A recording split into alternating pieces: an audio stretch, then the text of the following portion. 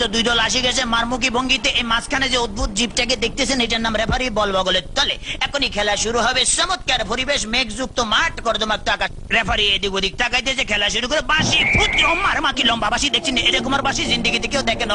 খেলা শুরু হয়ে গেছে, রেফারি বল সাড়ে তো যারা চাইছে, বল লই তারা ধুচ্ছে না, সামনে কোনো বল নেই, একজন আরেকজনের পিছিয়ে ধরতে আর খালি লাত্তি মারতে আছে। কি সুন্দর শারীরিক ক্ষমতা দেখছেন, খালি কাটতে চিনতে পারে।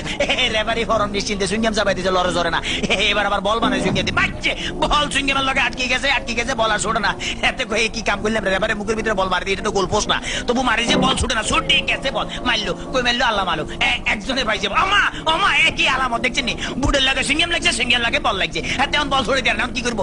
তাৎক্ষণিক ভাবে ডিসিশন চিন্তা করেছে, দৌড়ে রেফারিকে দৌড়াচ্ছে, রেফারি দৌড়ে হেঁটে দৌড়ে, রেফারি দৌড়ে হেঁটে দৌড়ে, এই দৌড়াইতেছে আমা রেফারি কাছে পড়ে গেছে। কি মজা লাগলো, ঠিকই দিছি। আমি এবার উত্তেজিত হয়েছি তো, ডোন্ট মাইন্ড।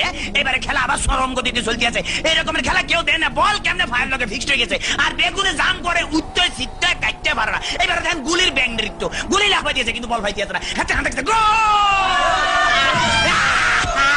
ম্যাডাম দেখছি কি খেলা দেয়, আমার ম্যাডাম আর মারিয়ে নামে খেলা দেন না, মার মার মার মারছে, দেখছি হ্যাক মারে দিচ্ছে কিরকম।